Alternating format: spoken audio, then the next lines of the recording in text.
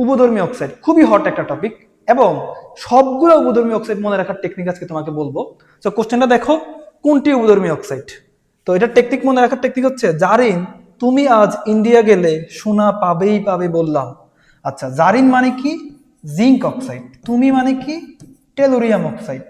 আজ মানে হচ্ছে অ্যালুমিনিয়াম অক্সাইড। ইন্ডিয়া মানে হচ্ছে ইন্ডিয়াম অক্সাইড।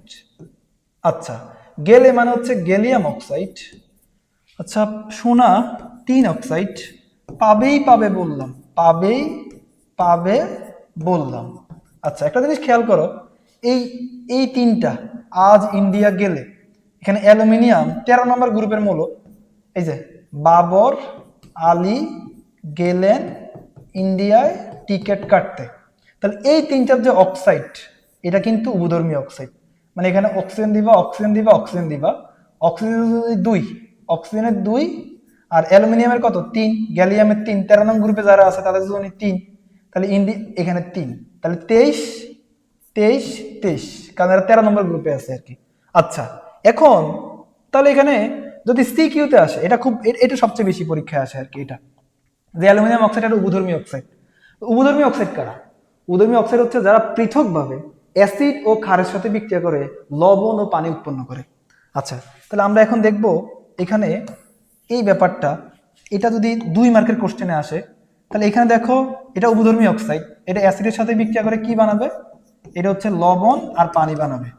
সমতা করো, এখানে 2টা অ্যালুমিনিয়াম আছে, 2 দিবা, তাহলে 6টা ক্লোরিন 6 দিবা, 6টা হাইড্রোজেন 3 দিবা। আবার এখানে উৎপন্ন করবে sodium aluminate, sodium aluminate plus হচ্ছে পানি। ওকে, এখানে কয়টা অ্যালুমিনিয়াম আছে? 2টা, সামনে 2 দিবা, তাহলে 2 দিলে এখানে সোডিয়াম কয়টা? 2টা। সমতা কিন্তু ডান। আরেকটা ব্যাপার আমি তোমাকে বলতেছি, মনে রাখবা, যারা অ্যাসিড তাদের থাকে ক্ষারকত্ব, আর যারা ক্ষার তাদের থাকে অম্লত্ব, আর যারা উভধর্মী অক্সাইড তাদের অম্লত্ব ক্ষারকত্ব দুটাই থাকবে।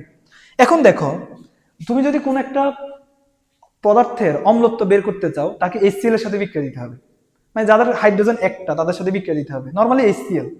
আর যদি ক্ষারকত্ব বের করতে হয়, সোডিয়াম হাইড্রোক্সাইডের সাথে বিক্রিয়া দিবা, মানে এমন একটা ক্ষারের সাথে বিক্রিয়া দিতে হবে যেখানে OH একটা। আমি নরমালি বললাম অ্যাসিড হলে HCl, ক্ষার হলে সোডিয়াম হাইড্রোক্সাইড। তাহলে তুমি যখন এটা অম্লত্ব বের করবা, HCl এর সাথে বিক্রিয়া দিবা। কয় মোল HCl এর সাথে বিক্রিয়া করছে? 6 মোল। তার মানে অ্যালুমিনিয়াম অক্সাইডের অম্লত্ব হচ্ছে 6, আর অ্যালুমিনিয়াম অক্সাইডের কয় মোল ক্ষারের সাথে বিক্রিয়া করছে? 2 মোল। তার মানে এর ক্ষারকত্ব কত? 2। আচ্ছা, তাহলে এখানে কোনটা উভধর্মী অক্সাইড? Aluminium oxide.